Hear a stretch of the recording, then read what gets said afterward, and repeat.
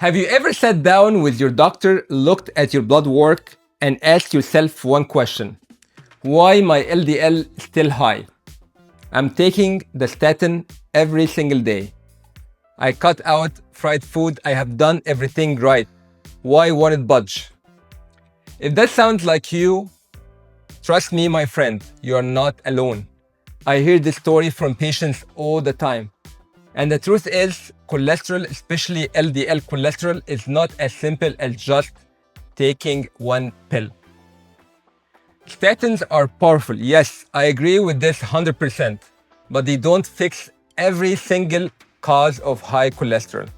Your LDL may still be high because of your genes, your lifestyle, other medical conditions, or simply how your body responds. So in this video, I want to walk you through the reasons why your LDL might stay stubbornly high, even on the maximum dose of statins. We will cover the science, real patient stories, and what actually works if your standard approach is not cutting it. Stick around because by the end of this video, you will know why this happens and the steps you can take. Let's start with the basics. LDL is what most people call it bad cholesterol. But here's what that really means. LDL particles are delivery trucks carrying cholesterol around the bloodstream. The more trucks you have, the more likely some of them crash into the artery wall and dropping off cholesterol and forming plaque. That plaque is what eventually causes heart attack and strokes. Statins work by telling your liver, hey, stop making so much cholesterol. We don't need it. And by the way, try to pull more LDL out of the blood. That's why they are first-line treatment. But here's the key. Even with statins, LDL doesn't always fall the way we want. Why? Let's get into it. Number one reason, obviously, genetics. Some people are just born with genes that make their cholesterol stubborn. There's even a condition called Familial Hypercholesterolemia, FH for short. These are people whose LDL can be 200, 250, or even 300 before they turn 30. If you have got FH, statin will help, but usually it's not enough on its own. That's because the problem is not just how much cholesterol your liver makes. It is how your body clears it. If the receptors in your liver are faulty, they don't pull LDL out efficiently from the blood, no matter how many statins you throw at them. I had a patient in his 30s, fit guy, didn't smoke, but his LDL was always over 260, even on the highest dose of statin. Turned out that his dad had a heart attack at the age of 40. That family history was the clue. Genetics were running the show. So if you have got strong family history and your LDL doesn't respond to medications, genetics might be the big piece of puzzle. Now, let's be real. Lifestyle still matters.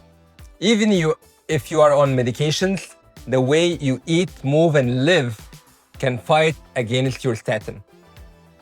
Diet is a huge thing. Saturated fat sneaks in more than people realize, not just from red meat and butter, but from things like pastries, cheese, or even coconut oil. And then the visceral fat, the belly fat, that changes the way your liver handles cholesterol. Exercise is another big one. If you are sedentary, your body doesn't clear cholesterol as well. But when you move regularly, your HDL, the good cholesterol, goes up, and this will help sweep out the bad cholesterol or the LDL.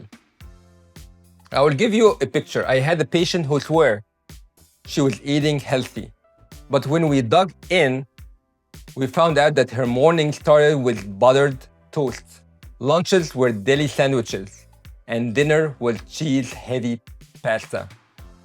That's a ton of saturated fat. After adjusting her diet with more fiber, more plants, less processed foods, her LDL dropped even before adjusting her medications. So lifestyle doesn't really replace statins, but it absolutely can make or break the results. Here's another often missed reason: other medical problems, like hypothyroidism, where your thyroid is underactive, can keep your LDL high. And then diabetes, liver disease, kidney disease can all mess with your cholesterol level. Even certain medications like steroids or diuretics can push your cholesterol up. I will never forget one woman who came in frustrated. She said, "I had been on statins for years, but my LDL still high." We checked her thyroid, and guess what? She had hypothyroidism. Once that was treated, her LDL finally responded. So if your cholesterol is stubborn, make sure your doctor checks for underlying medical conditions. Sometimes the answer is not just more medication. It is just fixing something else. Now, here's a sensitive one. Some people just don't respond well to statins. Their genetics affect how the drug is processed in the liver, so they don't get the expected drop. And here's another thing. Let me be honest with you. Sometimes the issue is adherence, compliance. If you miss doses, LDL shoots right back up. Some people even stop their medication completely all of a sudden because of the side effects like muscle aches. Yes, that's real. But stopping it completely means your LDL will climb back again. The point here is it's not always about willpower. Sometimes your body just doesn't respond the way textbooks say it should. Now, for the hopeful part, statins are not the only option anymore. There is Zetia. This works in your gut, stopping cholesterol absorption from food. Perfect medication. And there is injectable medications called PCSK9 inhibitors like Repatha or Purulent. These can slash LDL by 60% or even more. We also have new pills like bempedoic acid or even RNA-based drugs like inclisiran that literally turn off certain genes involved in cholesterol formation. One of my patients was stuck at an LDL of 180 on maximum dose of statins. We added the PCSK9 inhibitor and within 3 months, he was down to 65. For him, this is a life-changing event. Sometimes we also need to go beyond the standard LDL number. There are other tests like ApoB or lipoprotein (a) can show whether you are at especially high risk for stroke or heart attack.